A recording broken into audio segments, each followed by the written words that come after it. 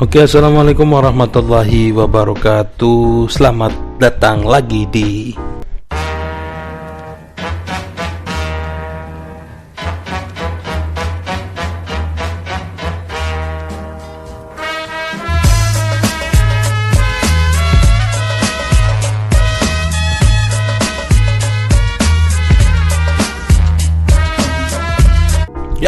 bagaimana kabar kalian semua?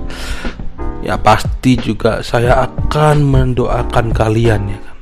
Semoga kalian tetap sehat-sehat saja, kemudian dijauhkan dari segala penyakit dan juga diberikan rezeki yang lancar. Semoga agar semua pinjaman-pinjaman online kalian segera dapat terlunasi. Oke, langsung saja pada kesempatan kali ini kita akan membahas tentang laporan keuangan LAS. Oke, langsung saja kita masuk ke definisi laporan keuangan. Menurut Kasmir, laporan keuangan adalah laporan yang mengungkapkan kondisi keuangan suatu perusahaan pada saat ini maupun dalam satu periode tertentu. Kemudian menurut Sunyoto, laporan keuangan merupakan alat yang sangat penting untuk mendapatkan informasi posisi keuangan perusahaan. Kemudian selanjutnya, laporan keuangan merupakan bagian dari suatu proses penyediaan hasil pelaporan keuangan yang memuat berbagai data keuangan perusahaan selama 1 tahun atau suatu periode tertentu. Dari ketiga definisi laporan tersebut dapat kita simpulkan bahwasanya laporan keuangan merupakan susunan dari berbagai transaksi keuangan yang terjadi di dalam suatu perusahaan selama satu periode tertentu, serta berisi berbagai informasi yang lengkap mengenai kondisi suatu perusahaan yang nantinya akan bermanfaat bagi pihak-pihak yang berkepentingan. Kemudian untuk pentingnya laporan keuangan LAS, ya ini kepentingannya, yaitu yang pertama mengetahui keadaan LAS, yang kedua sebagai informasi, tiga sebagai acuan, dan keempat menjadi pegangan kepercayaan. Untuk mengetahui keadaan LAS, karena laporan keuangan ini bisa menjadi evaluasi untuk mengetahui kondisi lembaga stabil atau tidaknya. Dengan keadaan yang stabil, ini akan membuat para muzaki tidak ragu untuk menyalurkan zakatnya kepada lembaga kita. Kemudian untuk sebagai informasi untuk para calon muzaki, laporan keuangan ini sangat penting. Sebab apa? Sebab sebelum mereka melakukan zakat di lembaga yang kita jalani, mereka akan terlebih dahulu melihat laporan keuangan kita. Laporan keuangan kita yang seperti apa begitu, serta bisa mengetahui kondisi keuangan lembaga kita seperti apa, sehingga muzaki bisa menentukan berapa kepercayaannya mereka para muzaki ini untuk menyalurkan zakatnya kepada lembaga yang kita kelola. Kemudian untuk menjadi acuan, laporan keuangan juga dapat menjadi acuan bagi semua elemen yang ada dalam lembaga, baik karyawan, calon muzaki, dan calon mustahik. Kemudian untuk yang terakhir yaitu menjadi pegangan kepercayaan. Laporan keuangan juga bisa menjadi pegangan kepercayaan oleh muzaki atau mustahik kita.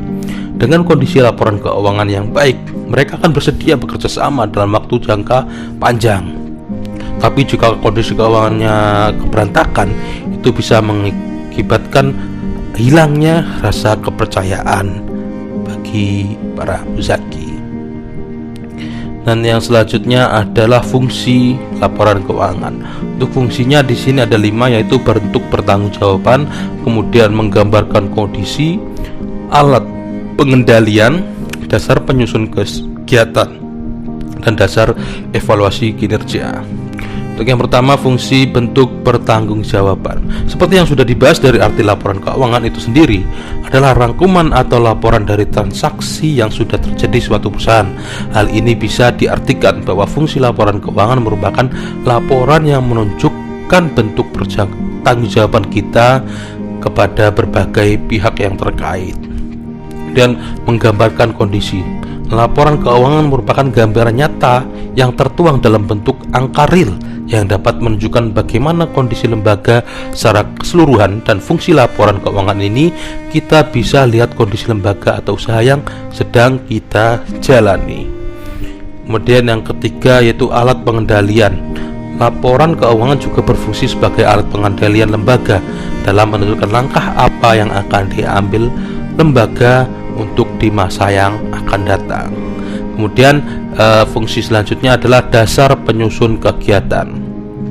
Laporan keuangan juga bisa dijadikan dasar penyusun kegiatan. Misalnya, lembaga ingin meluncurkan sebuah program. Dalam merealisasikan sebuah program, pastilah membutuhkan biaya, dan biaya ini bisa dianalisa dari laporan keuangan di periode atau bulan sebelumnya. Jadi, gampangnya juga bisa menjadi acuan.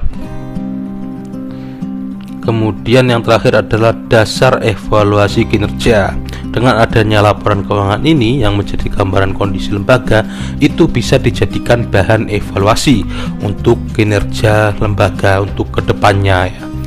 Kemudian yang terakhir adalah metode penyusunan. Oke, ada 3 stage ya. Yang pertama menyusun kebijakan akuntansi, kemudian penetapan neraca awal, dan penyiapan kode akun atau badan akun.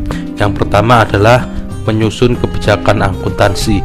Dalam menyusun kebijakan akuntansi secara umum, kebijakan akuntansi adalah prinsip, dasar, konvensi, peraturan, dan praktek tertentu yang diterapkan entitas dalam penyusunan dan penyajian laporan keuangan.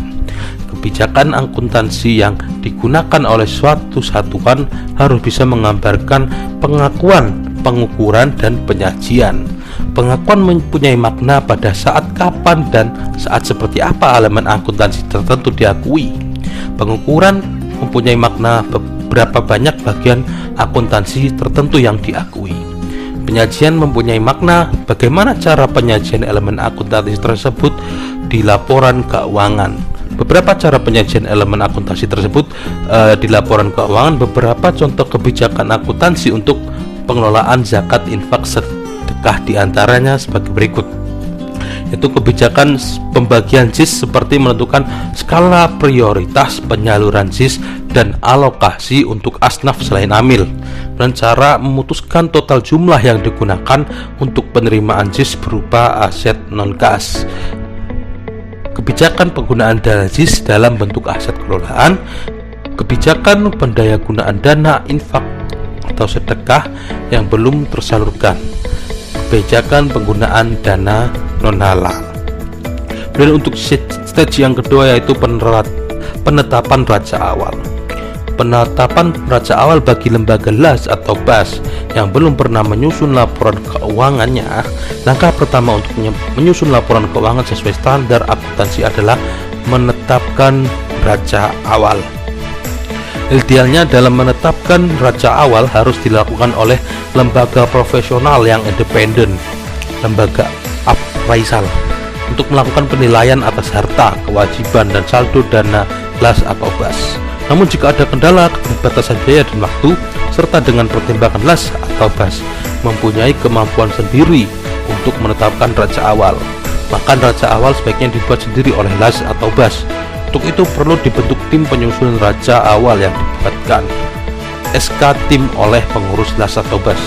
Tim terdiri dari unsur-unsur keuangan, pengawas syariah, badan pengawas LAS atau BAS, serta unit lain yang terkait. Dan stage yang terakhir adalah stage yang ketiga, yaitu penyiapan kode akun atau bagan akun.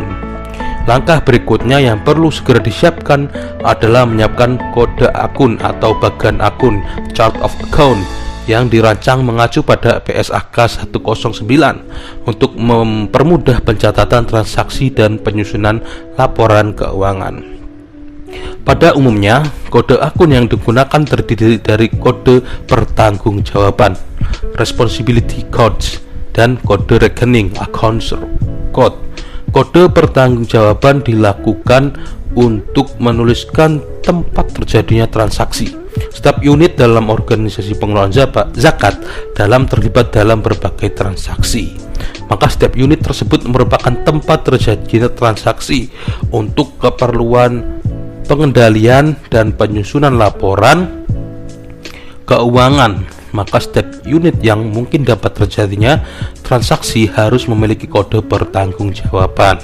Sebagai contoh kode pertanggungjawaban untuk unit pengelolaan zakat dibedakan dengan kode pertanggungjawaban untuk pengelolaan infak atau sedekah. Pada prinsipnya, kode pertanggungjawabnya digunakan untuk mencari unit yang bertanggung jawab atas suatu transaksi. Kode akun code digunakan untuk keperluan pencatatan dan pelaporan informasi. Umumnya dikelompokkan dalam rekening neraca real account atau akun permanen dan rekening sementara nominal account.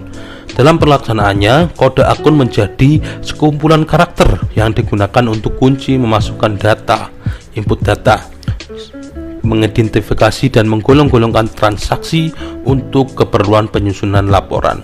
Dalam pemberian nomor kode rekening dapat menggunakan angka, huruf, atau kombinasi angka dan huruf. Jumlah digit dalam kode rekening yang dirancang tergantung dari besarnya organisasi dan tingkat kedalaman pengendalian yang diinginkan manajemen. Oke, mungkin hanya itu yang bisa saya sampaikan. Pasti masih banyak sekali kekurangan yang ada dalam pembawaan saya ataupun dalam materi yang saya berikan. Mungkin akhirul kalam. Wassalamualaikum warahmatullahi wabarakatuh. I am lost.